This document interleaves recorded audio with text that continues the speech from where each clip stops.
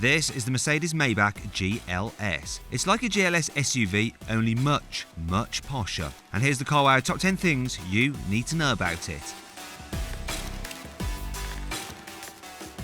On the road, the Maybach sets itself apart from the riffraff with a huge vertical rung grille and lashings of chrome. Beneath that is a weird chicken wire style mesh that's a bit like what you get on Bentleys. Well, sort of. Around the sides are 22-inch polished black wheels, which you can upgrade to 23-inch forged alloys with a polished chrome finish. There are also retractable running boards, plus Maybach badges on the rear pillar and next to the windscreen. At the back, you'll find horizontal chrome strips and split near funnel-sized exhausts.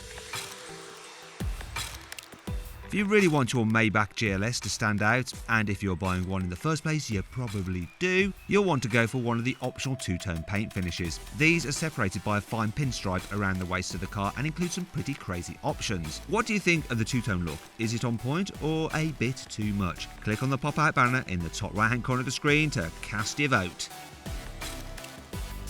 Inside, the Maybach is like a standard GLS that's been styled by an interior designer more used to boutique hotels. Almost every surface is finished in quilted Napa leather, while the surfaces surrounding the controls are finished in high gloss or open pore wood. That's been inspired by high-end yachts apparently. And there are luxury touches everywhere. 64 colour ambient lighting, extra sound deadening for a hush ride, and even heated cup holders. The luxury touch extends to the GLS's heating and ventilation too. Its system's internals are mounted on rubber bushes to prevent unwanted vibrations, while the inside vents have a special coating that dampens airflow noise. Mercedes says you also only have to set the climate control once, because the system uses interior and exterior sensors to monitor temperatures inside and outside the car, the angle of the sun, and even air humidity to keep the cabin temperature exactly how you wanted it in the first place.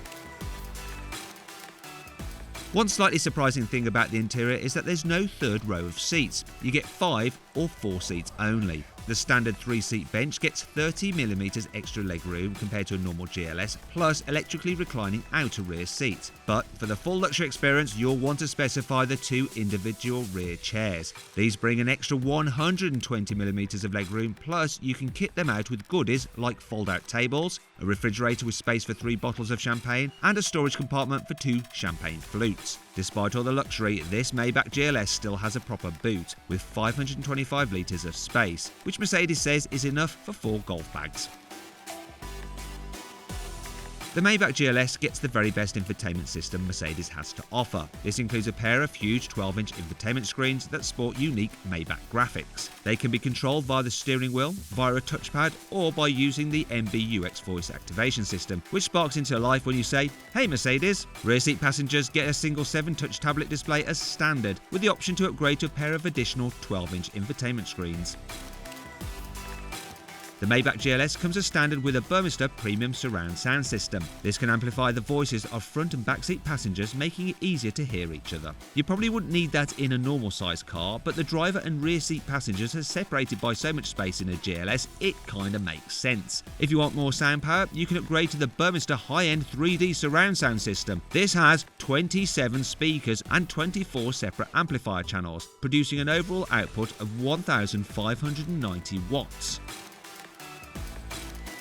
The Maybach GLS is powered by a twin-turbo 4-litre V8 with 560 horsepower, and it can waft you from 0 to 60 in just 4.9 seconds. It also gets air suspension that can smooth out the bumpiest of roads or be tightened up for more control in the corners. If you wish, you can upgrade to Mercedes' E-Active body control system. This scans the road ahead with a camera and primes the suspension for each bump and surface change to improve the ride quality even further. There are also various drive modes which have been refined specifically for comfort, including a Maybach drive mode that starts the car in second gear, flattens the acceleration curve, and limits the number of gear shifts, all in the name of smooth driving.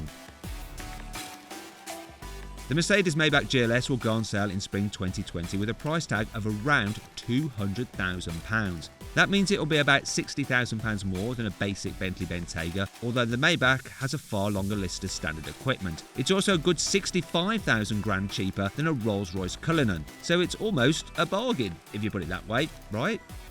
Anyway, if you want to see how much you could save on a Mercedes GLS, or any car for that matter, click on the pop-out banner in the top right-hand corner of the screen to go to carwow.com. There you can compare offers, finance deals, leasing, and reviews of new and nearly new cars. The Maybach isn't the only new version of the GLS though. There's also this, the new Mercedes-AMG GLS 63, which might well be the fastest way to move 7 people. Under that big bonnet is a 4-litre twin-turbo V8 that's basically the same one you'll find in AMG versions of everything from the C-Class to the S-Class. It's also similar to the 560 horsepower V8 in the GLS Maybach, but in the AMG it gets 610 horsepower and 850 Newton meters of torque. That's enough to get this frankly massive SUV from 0 to 60 in just 4.2 seconds. Top speed is limited to 155 miles an hour, but if you go for the AMG driver's package, Mercedes will lift this to 174 miles an hour. Please subscribe to this channel for more videos, and if you click on the deals box to the right, you can see how much you can save on a new car at CarWow. Or click on the video windows below to watch another of my videos.